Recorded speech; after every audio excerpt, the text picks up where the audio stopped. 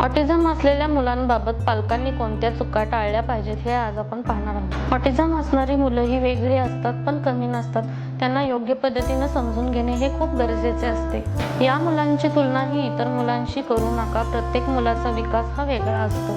इतर मुलं बोलतात पण तू का बोलू शकत नाहीत, अशा प्रकारचे बोलल्यामुळे त्या मुलांच्या मानसिकतेवर परिणाम होतो. या मुलांना शिक्षा किंवा मार देऊ नका. ही मुलं कोणतीही चुका जाणून बुजून करत नाही.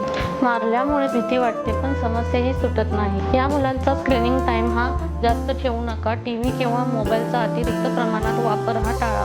त्यामुळे सोशल इंटरॅक्शन कमी होते आणि मुलांच्या संवाद कौशल्यावर परिणाम होतो.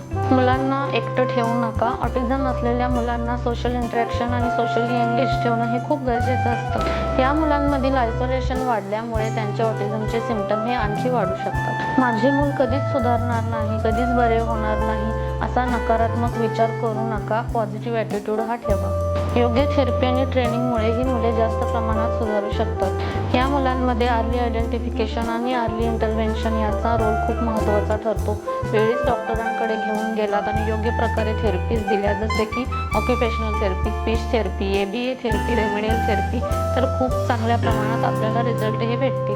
मुलांच्या लक्षणांकडे दुर्लक्ष करू नका, जसे की नावाला प्रतिसाद न देणे, आय कॉन्टॅक्ट नसणे, बोलण्यात उशीर. नंतर ठीक होईल म्हणून वाट पाहू नका. जबरदस्तीने बदल करण्याचा प्रयत्न करू नका. अचानक बदल टाळा. रेग्युलर रुटीन चेंज करू नका. यामुळे मुले अपसेट होतात.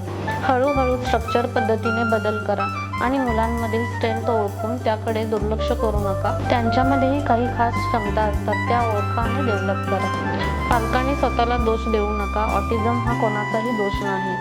ऑटिस्टिक मुले असलेल्या पालकांनी स्ट्रॉंग राहणं आणि त्यांच्यावरती योग्य पद्धतीनं काम करणं हे खूप गरजेचं असतं. ऑटिझममध्ये काय करू नये हे समजणे तितकेच महत्त्वाचे ठरते जितके की काय करावे हे समजणे.